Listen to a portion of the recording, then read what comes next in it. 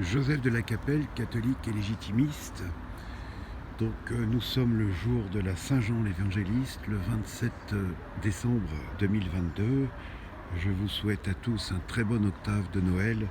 J'aime beaucoup cette période où il y a un peu un suspens au niveau de l'activité, etc. C'est merveilleux. Donc nous sommes en face de la ville de Vienne. Là je suis en Royaume de France et autrefois Vienne faisait partie du Saint-Empire romain germanique. Et repassé il y a quelques siècles, le roi a racheté au dauphin le Dauphiné. C'est ici qu'a commencé l'histoire de France, avec Sainte-Avite, et Sainte-Clotilde était princesse des Burgondes. Donc elle est certainement passée à Vienne, mais Sainte-Avite était viennois, enfin était évêque à Vienne. Donc avec Reims, les deux endroits où commençait l'histoire de France, Vienne et Reims. Donc j'ai adhéré à, parce que j'en ai marre au niveau de la politique, voilà, Civitas, j'ai adhéré à Civitas, c'est catholique, donc je suis indépendant, donc catholique et légitimiste. Donc il y a certainement beaucoup de gens chez Civitas qui ne sont pas forcément légitimistes, libres à eux, mais pour moi c'est une incohérence, c'est-à-dire quand on est français et catholique, on est légitimiste, donc on doit être membre de l'Institut de la Maison de Bourbon.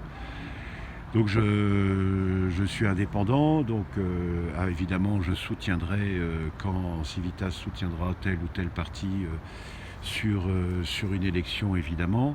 Moi personnellement je suis très très bienveillant par rapport à la fois le Rassemblement national, mais ils ne sont pas suffisants, on est bien d'accord.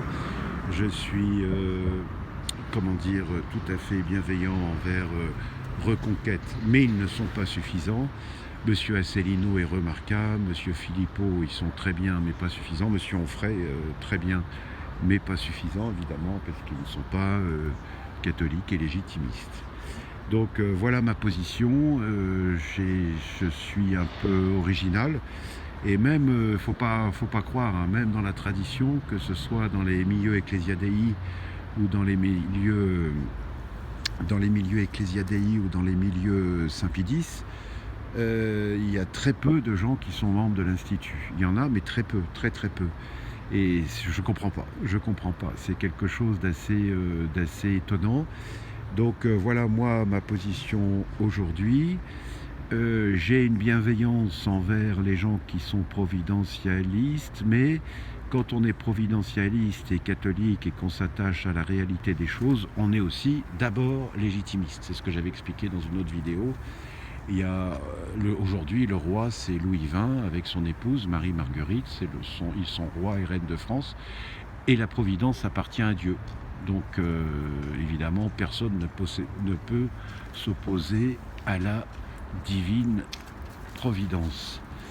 Donc voilà, je commenterai l'actualité par rapport à ça.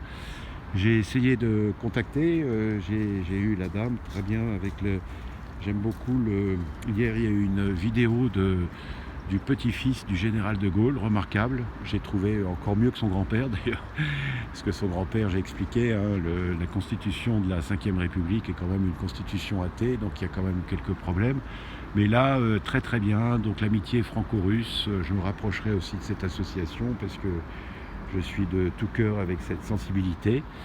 Et donc le petit-fils du général de Gaulle, là, très très bien, qui s'appelle, je ne sais plus son prénom. Enfin bref, vous regardez ça sur internet, c'est très intéressant. Donc voilà, on est de tout cœur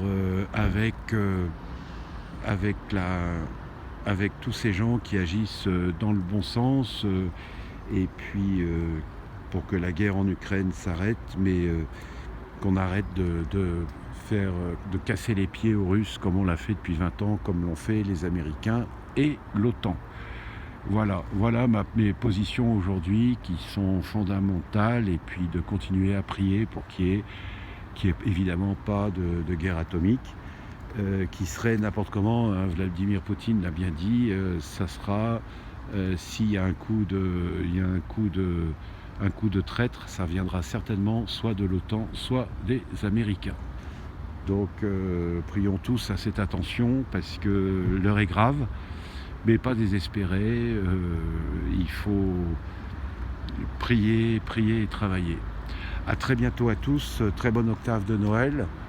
Que Dieu vous garde en ce monde et dans l'autre. Tous les saints du purgatoire et du paradis, priez pour nous. Tous les cœurs angéliques, protégez-nous. À Très Sainte Trinité, nous vous prions, nous vous aimons et nous vous adorons.